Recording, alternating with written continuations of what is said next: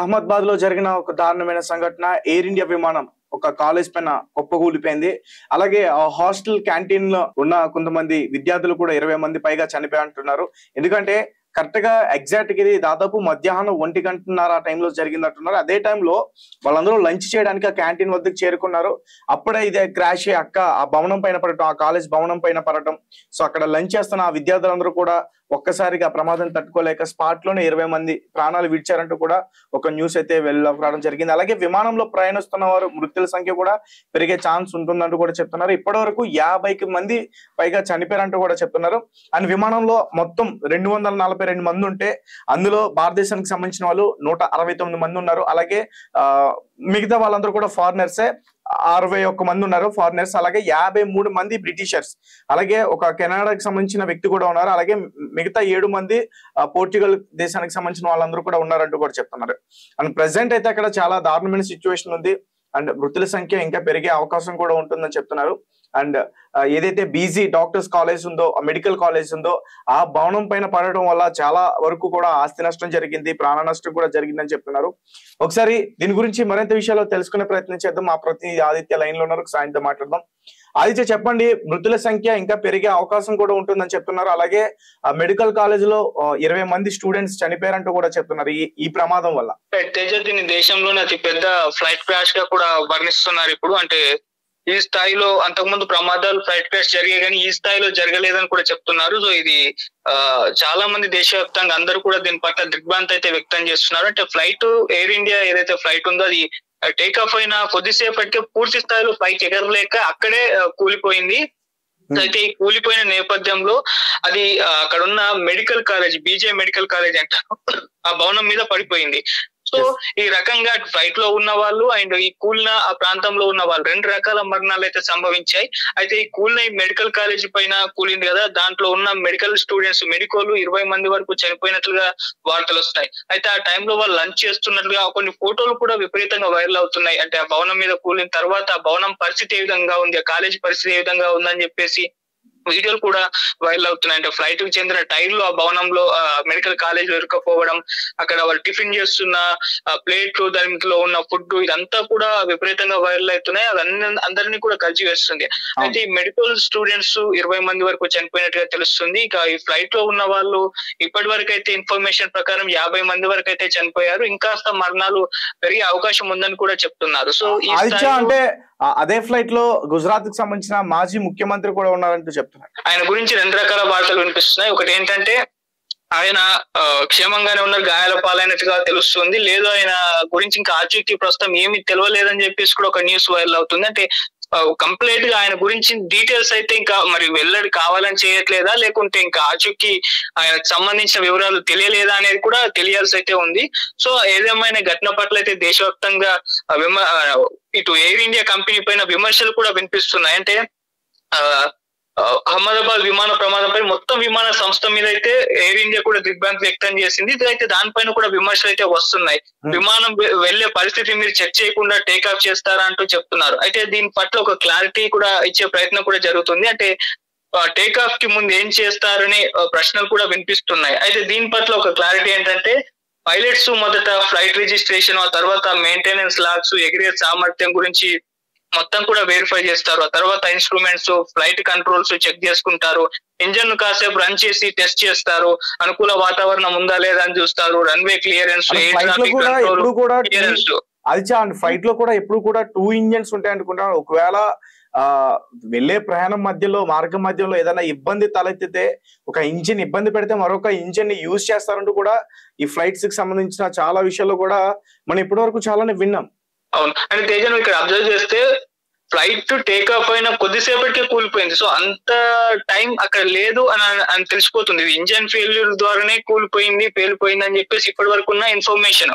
అయితే ఒకవేళ ఇది కొద్దిసేపటికే పేలిపోవడం జరిగింది కాబట్టి అంటే ఆ స్థాయిలో ఇంకో ఇంజన్ వాడాలన్న అంత టైం కూడా లేనట్టుగా కనిపించింది. ఒకవేళ అంటే ఇది భూమికి దాదాపు తక్కువ అడుగులో ఎత్తు మాత్రమే ఎగిరింది. 643 అడుగులు ఎత్తుకి ఎగిరిన తర్వాత ఇది క్రాష్ అయిపోయిందని చెప్తున్నారు. ఒకవేళ ఇది గాల్లో ఉంటే మాత్రం ఎమర్జెన్సీకి కాల్ చేయడం, వాళ్ళు వీళ్ళకి సహాయం అందించడం, ఒకవేళ మనం చెప్పుకుంటున్నట్టు రెండో ఇంజన్ కూడా వర్క్ చేస్తే కనుక సేఫ్ గా ల్యాండ్ చేయడం ఇదంతా కూడా జరిగేది. అవును, కాకపోతే మనం ఆ టైంలో అప్పుడున్న పరిస్థితుల్లో అది ఏం జరగాలో అది కరెక్ట్ గా క్లారిటీ అయితే ఉండదు తేజ. ప్రమాదం జరిగిపోయింది. ప్రమాదం జరిగిన తర్వాత ఇటువంటి అన్ని కూడా ఐడియాస్ ఇలా ఉంటే బాగుండు, ఇలా ఉంటే బాగుండు అని ఐడియాస్ వస్తుంటాయి. కానీ అది జరిగిపోయిన తర్వాత ఇటువంటి చర్చలకు వస్తాయి. జరుగుతున్నప్పుడు ఎవరు కూడా అబ్జర్వ్ చేయరు. సో మరి ఆ ప్రమాదం అలా జరిగిపోయింది.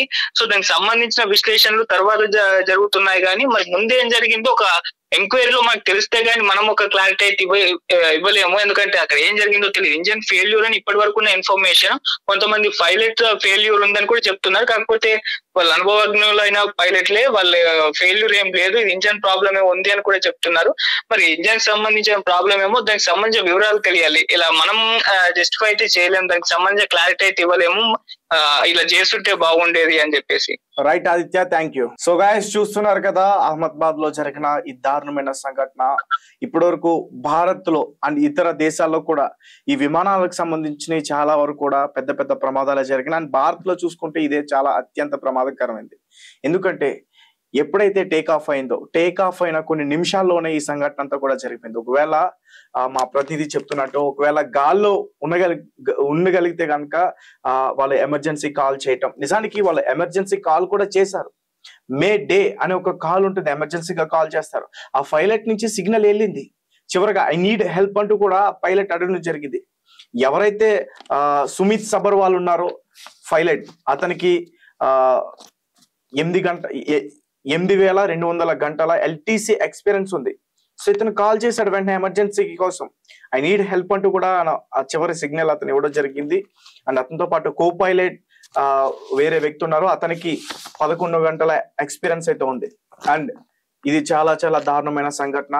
ఎందుకంటే ముఖ్యంగా విమానం క్రాష్ అవడంతో పాటు ఒక మెడికల్ కాలేజ్ పైన అది పడటం, అదే టైంలో లంచ్ చేయడానికి వచ్చిన కొంతమంది మెడికల్ స్టూడెంట్స్ ఆ ప్రాంతంలో కూర్చుని భోజనం చేస్తున్న సమయంలో ఒక్కసారిగా ఆ విమానం వచ్చి ఆ కాలేజ్ పైన పడటం, వాళ్ళు అక్కడ అన్నం తింటుండగానే ప్రాణాలు విడిచిపోయినట్టు కూడా ఆ దృశ్యాలన్నీ కూడా మనం ఒకసారి స్క్రీన్ పైన చూడొచ్చు. వాళ్ళు తింటున్న కంచాలు అవన్నీ కూడా ఇక్కడ ఆ దృశ్యాలన్నీ కూడా మనకు కనిపిస్తా ఉన్నాయి. సో చాలా మంది కూడా ప్రతి ఒక్కరు కూడా దీని గురించి ఎక్స్ అకౌంట్ లో పోస్ట్ చేస్తున్నారు. భారత్ లో ఇది చాలా చాలా దారుణమైన ఘటన అంటూ కూడా. అండ్ మరి ముఖ్యంగా మోదీజీ కూడా అమిత్ షా గారు కాల్ చేశారు. అక్కడ ప్రెసెంట్ సిచ్యువేషన్ ఎలా ఉంది, అక్కడికి మళ్ళీ నార్మల్ సిచ్యువేషన్ తీసుకొచ్చే ప్రయత్నం చేస్తున్నారు. అండ్ ఇప్పటికే మృతుల సంఖ్య చాలా వరకు కూడా పెరుగుతుంది. అండ్ ఈ మృతుల్లో మన భారతీయులతో పాటు ఇతర దేశస్తులు కూడా ఉన్నారు. అండ్ ఓవరాల్ గా ఫ్లైట్ లో చూసుకుంటే 242 మంది వ్యక్తులు ఉంటే అందులో 169 మంది మన ఇండియన్స్ ఉన్నారు. ముఖ్యంగా 61 మంది ఫారినర్స్ ఉన్నారు. అండ్ ఈ ఫారినర్స్ గురించి మాట్లాడుకుంటే బ్రిటిషర్స్ 53 మంది ఉన్నారు. అలాగే కెనడాకి సంబంధించిన ఒక వ్యక్తి ఉన్నారు. అలాగే 7 పోర్చుగల్ కి సంబంధించిన వ్యక్తులు కూడా ఉన్నారు. సో వీళ్ళందరి గురించి కూడా త్వరలోనే అప్డేట్ వస్తుందా, అంటే వాళ్ళు ప్రాణాలతో ఉన్నారా లేరా అని. ఇప్పటికే ప్రపంచవ్యాప్తంగా చాలా మంది కూడా దీనికి వాళ్ళు పోస్ట్ చేయడం అయితే జరిగింది. ఒకవేళ ఎమర్జెన్సీ ఏదైనా ఇబ్బంది అయితే కూడా ఒక టోల్ ఫ్రీ నెంబర్ కూడా ఇవ్వడం జరిగింది. ముఖ్యంగా బ్రిటిషర్స్ గురించి యూకే కూడా ఒక మంచి నిర్ణయం కూడా తీసుకుని ఉంది. వాళ్ళ ఫ్యామిలీ మెంబర్స్ కానీ ఎవరైనా వెంటనే వారి గురించి, వారి ఆచూ గురించి తెలుసుకునే ప్రయత్నం చేయాలనుకుంటే ఒక టోల్ ఫ్రీ నెంబర్ కూడా ఇవ్వడం జరిగింది. అండ్ ఇదేమన్నా భారీ కుట్రనా, దీని వెనకాల ఎవరైనా కుట్ర చేశారా, అసలు ఎందుకు ఫెయిల్ అయింది, పైలట్ వైఫల్యమా లేకపోతే ఇంజిన్స్ సరిగ్గా లేవా, అలాగే మరీ ముఖ్యంగా ఒక చెట్టుకి ఢీకొని పడిపోయిందంటూ కూడా చెప్తున్నారు, ఒక బలమైన బిల్డింగ్ కి ఢీకొని పడిపోయిందంటూ కూడా చెప్తున్నారు. అసలు దీనికి సంబంధించిన ఏంటి అప్డేట్స్ ఏంటి అనేది కూడా త్వరలో మనం ఖచ్చితంగా మీ ముందు పెట్టే ప్రయత్నం చేస్తాను. అండ్ ఇది చాలా చాలా దారుణమైన సంఘటన. అండ్ మరీ ముఖ్యంగా 20 మంది ఎవరైతే కూర్చుని భోజనం చేస్తున్న టైంలో వారిపైన వెళ్ళి ఒక్కసారిగా విమానం పడిందో వాళ్ళ కుటుంబ సభ్యులు కూడా వెంటనే ఆదుకోవాలంటూ కూడా అక్కడున్న పొలిటికల్ లీడర్స్ అందరూ కూడా, అలాగే మరి ముఖ్యంగా అమిత్ షా గారు కావచ్చు, అలాగే మోడీ గారు కావచ్చు, వీళ్ళందరూ కూడా వాళ్ళ కుటుంబ సభ్యులతో వెంటనే